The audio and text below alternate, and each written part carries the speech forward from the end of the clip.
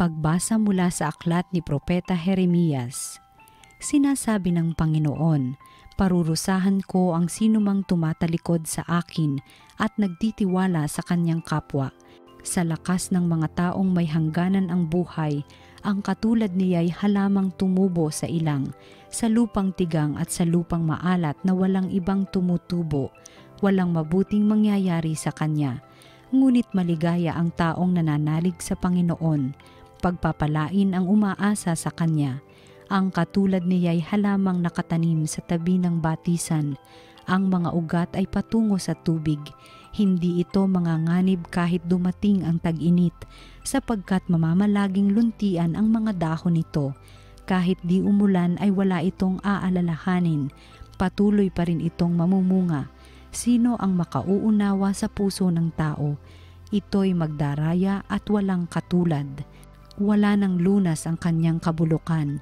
Akong Panginoon ang sumisiyasat sa isip at sumusubok sa puso ng mga tao. Ginagantihan ko ang bawat isa ayon sa kanyang pamumuhay at ginagantimpalaan ayon sa kanyang ginagawa. Ang salita ng Diyos.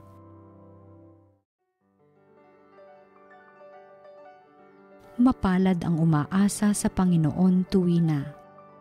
Mapalad ang taong hindi naaakit niyong masasama upang sundan niya ang kanilang payo't maling halimbawa. Hindi sumasama sa sinumang taong ang laging adhikay, pagtawanan lamang at hamak-hamakin ang Diyos na dakila. Nagagalak siyang laging magsaliksik ng banal na aral. Ang utos ng poon siyang binubulay sa gabi at araw. Mapalad ang umaasa sa Panginoon tuwina. Ang katulad niya'y isang punong kahoy sa tabing batisan, sariwa ang dahot laging namumunga sa kapanahunan, at anumang gawin ay nakatitiyak na magtatagumpay. Mapalad ang umaasa sa Panginoon tuwina. Ngunit ibang-iba ang masamang tao, ipa ang kawangis, siya'y natatangay at naipapadpad kung hangi umihip. Sa taong matuwid ay Panginoon ang siyang mag-iingat, ngunit kailanman ang mga masama ay mapapahamak. Mapalad ang umaasa sa Panginoon tuwina. Ang mabuting balita ng Panginoon ayon kay San Lucas. Noong panahong iyon, sinabi ni Jesus sa mga Pariseyo, may isang mayamang nagdaramit ng mamahalin at saganang-sagana sa pagkain araw-araw, at may isa namang pulubing nagngangalang Lazaro, tadtad ng sugat, na nakalupasay sa may pintuan ng mayaman upang mamulot kahit mumong nahuhulog mula sa hapag ng mayaman. At dooy nilalapitan siya ng aso at dinidilaan ang kanyang mga sugat. Namatay ang pulubi at dinala ng mga anghel sa piling ni Abraham. Namatay rin ang mayaman at inilibing. Sa gitna ng kanyang pagdurusa sa Hades, tumingala ang mayaman at kanyang natanaw sa malayo si Abraham, kapiling si Lazaro, at sumigaw siya, Amang Abraham, mahabag po kayo sa akin. Utusan ninyo si Lazaro na isawsaw sa tubig ang dulo ng kanyang daliri at palamigin ang aking dila, sapagkat naghihirap ako sa apoy na ito. Ngunit sinabi sa kanya ni Abraham, Anak, alalahanin mong nagpasasaka sa buhay sa ibabaw ng lupa, at si Lazaro'y nagtiis ng kahirapan.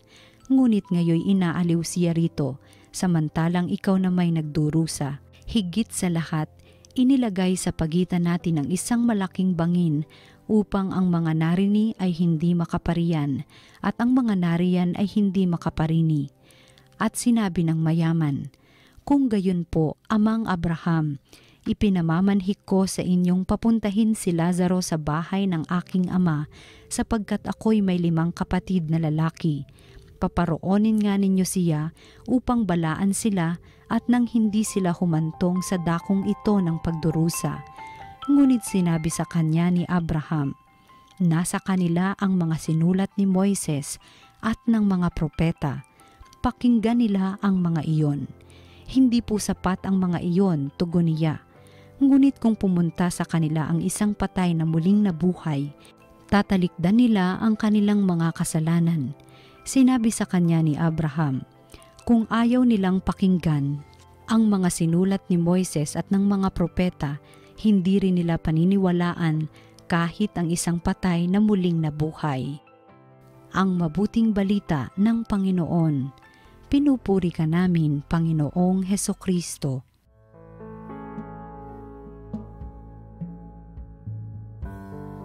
Magandang araw po mga ginigiliw naming taga-subaybay. Tayo po ngayon ay nasa ikalawang linggo na po sa panahon ng Kwaresma, Second Sunday of Lent, na mga kapatid. Tayo po ay patuloy na nagsisikap na maisakatuparan ho natin ang tatlong mahalagang gawain ng panahon ng Kwaresma. At yan po yung pananalangin, pag-aayuno, at paglilimos o pagbibigay. Parang yung pong dalawa, no? Sa amin po sa Our Lady of Assumption Parish, tuwing Sabado ho, meron po kami dyan tinatawag na Dawn Rosary Procession. Nakakatuwa po nung kayo dumating kasi parang dati ho, pag sa ibang parokya, first Saturday lang. Dito ho sa amin sa may Malate, sa Our Lady of Assumption, every Saturday. Meron kaming Dawn Rosary Procession, 5:30 ng umaga. Doon kami magsisimula sa simbahan, papunta sa aming yung barangay kung saan magmimisa kami. Barangay Area Mass. Andyan yung pananalangin. No? Tapos pagdating naman ho ng Biyernes, ngayong Kwaresma, meron tayong Stations of the Cross, daan ng krus sa pamayanan, minsan sa loob ng simbahan. So parang nandun yung prayer and fasting. Ito yung magandang tanong. Father, paano kaya yung pangatlo? Paano tayo magbibigayan? Well, ang ating Archdiocese o ang Caritas, meron tayong tinatawag na Alay Kapwa. Lahat ng linggo ng Kwaresma, meron tayong second collection sa mga parokya. Pero siguro, maganda ring isipin natin, ano naman yung nanggagaling sa puso natin? Ano ba yung galing sa isip natin? Hindi lang yung tinuturo, hindi lang yung pinipilit ng iba sa atin. Para bang pagbata ho, no? Naalala ko, pag binigyan yung bata, tapos may kapatid siya o meron siyang katabi, sabihin ng nanay, bigyan mo rin siya. Bigyan mo rin siya. Bigyan mo rin. Pag nakurot, saka lang maaalala. Kung minsan, kailangan kang pilitin, kailangan ka pang masaktan bago mo magawang magbigay. Bago mo magawang makaalala. Sana wag na tayong magantay ng pagkakaroon ng kalamidad, sakuna, and worst, panibagong pandemya, bago natin maalala yung salitang pagmamalasakit. Sa ating ebanghelyong narinig ngayon, alam ko pong narinig nyo na to, kabisado na ng ilan sa inyo, at sikat na sikat ang kwentong ito ng mayaman at ni Lazaro, the poor Lazaro and the rich man. Sabi ng ating ebanghelyo ni San Lucas, may isang taong nagdaramit ng mamahalin, saganang-sagana sa pagkain araw-araw. Talaga naman may mga pagkakataon na salamat sa Diyos. Wag natin hong babaliwalain. As I always say, gratitude is the best attitude.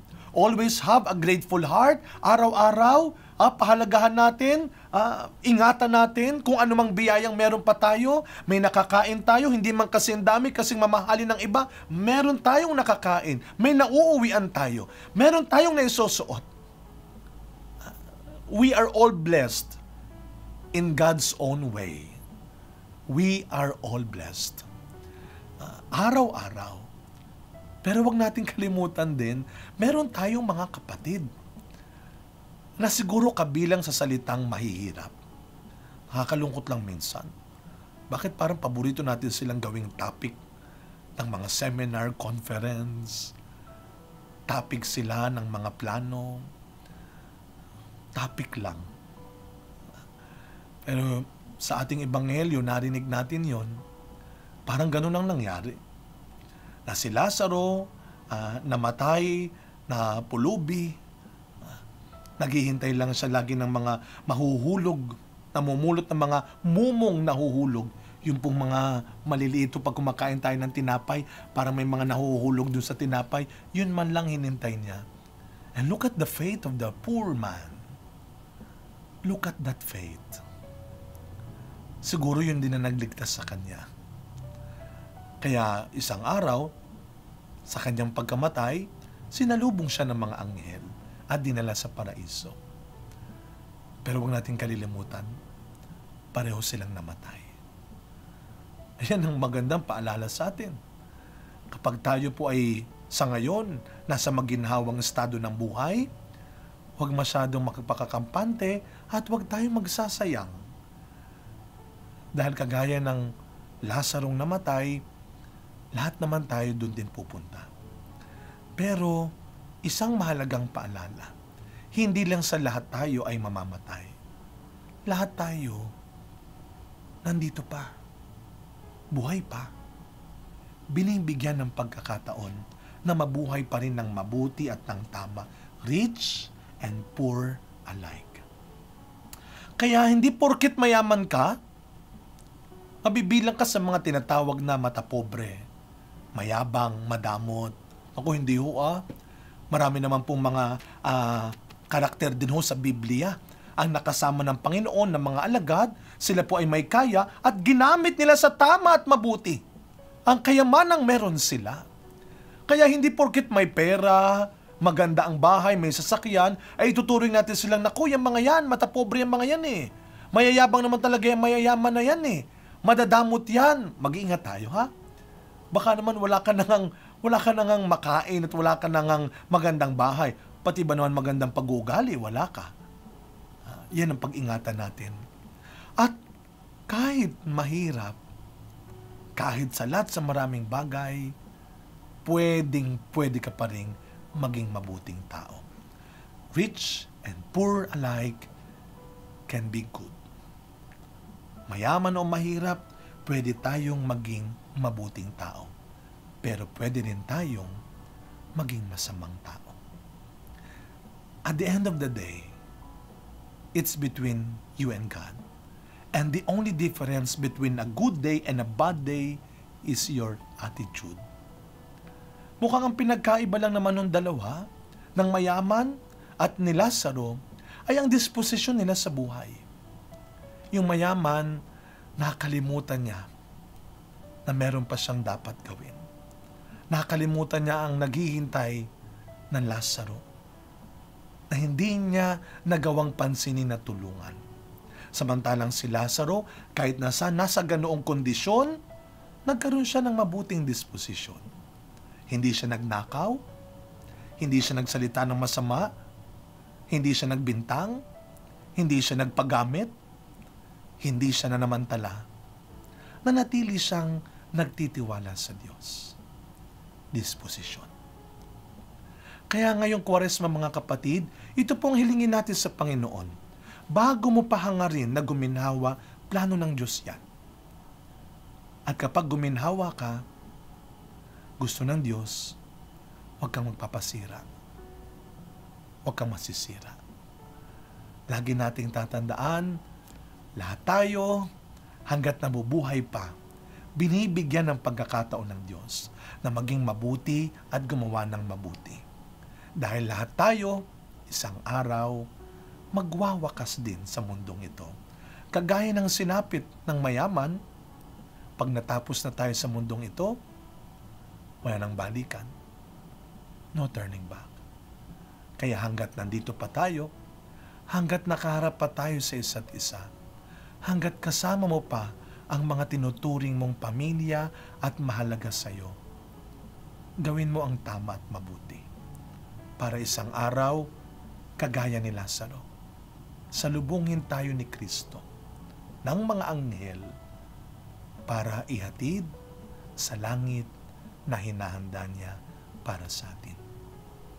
Samahan niyo po ako sa isang maikling panalangin. Sa ngalan ng Ama, ng Anak, ng Espiritu Santo. Amen. Panginoong Hesus, Ikaw ang aming pag-asa. Ikaw ang aming lakas. Sa araw-araw na nabubuhay kami, marami man pong mga pagsubok, kakulangan, huwag mong hayaan na magkulang kami sa tamang pag-uugali at asal. At kung kami man po, Panginoong Hesus, ay iyong biyayaan, ay iyong paginhawain, tulungan mo kaming lalo na huwag makalimot, na huwag magpasira sa anumang tukso na maglalayo sa amin sa iyo at sa kapwa-tao. Panginoong Hesus, itinataas po namin sa iyo ang mga kapatid naming napapabayaan, nababaliwala namin at nakakalimutan. Patawarin niyo po kami kung kami man ay inawala ng malasakit, kung kami man po ay naging madamot sa kabutihang mayroon kami. Panginoon, ngayong Kwaresma, hayaan mong muli naming ialay, ipagamit sa iyo ang buhay na mayroon pa kami sa mundong ito. Amen.